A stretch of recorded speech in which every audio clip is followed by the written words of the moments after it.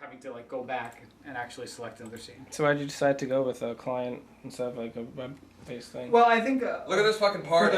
For the future, I mean, client. There was What are you guys talking about? We're talking about this program that I've written that is currently called Breakdown. You had asked me to break down the script, and I, rather than just breaking it down for one time, I thought, well, if we ever want to make any changes to the script, turns out a better way to do it would just be a full-fledged application, because maybe there's not really a whole lot of applications that can actually do this really easily. The format for Final Draft scripts now is actually XML. You can see that there's information about like the scene heading, and there's our where our scene is, and then you get information about. So what I've done is I've written a program to take this Final Draft file, which is right out of the program, do analysis on it, and generate reports.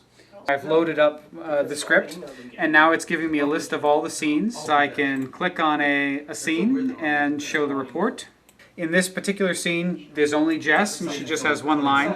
And now it's going to tell us what other scenes use this same location and who it needs. So if we wanted to shoot scene 20 on the same day, we could see that we also need Dan, Frank, and Neil. If we wanted to book these all on a single day, we would only need to look right here, and we see all of these scenes go on this one single day. You'll be able to like click on Frank, for example, and see what is Frank's contact information, so we can call up Frank the night before and say, okay, or maybe export our email that we can send to him that says, here's your lines, here's the script sections, here's what we're going to be shooting tomorrow. That could potentially be all automated. We maybe even make this web-based, and we've talked about a little bit, maybe making it portable. I think we covered about everything. What's going on? He's draining me of my life force, talking about computers at a party. This reminds me why you never feed a stray cat, because they'll never leave you alone. You never talk to John Hunt about software. You'll never be done with them. Close to being bored to death. I almost died. Somebody had to suction the saliva out of my mouth before I choked on it. But, however, on a side note, while they were talking, I almost convinced Keith that this was caviar. I said it was rare red caviar. Caviar by Glade. It smells like cinnamon. It came this close to Ian, I thought. I was very convincing. I said, unlike black caviar, this is from sharks. I would have had the caviar, but they're a little big. It smells awfully like cinnamon and apples. Can you show me the pregnant stomach? Oh my god. Look at that thing. I don't know why. But now it's gone. 6 months pregnant. Now it's 23 years old. 24, whatever the hell he is. This is my note.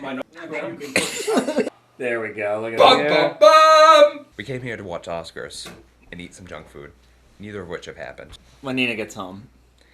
Unfortunately, it's pitch dark out, and she's never going to return now. We put the back light on, hoping she'll come back home, find her way home, you know what I mean? Cat senses. Well, John, Yeah. that's an incredible program. Well, thank you. And it's going to be very, very helpful. It's going to get even more incredible.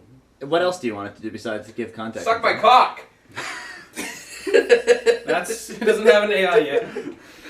Right.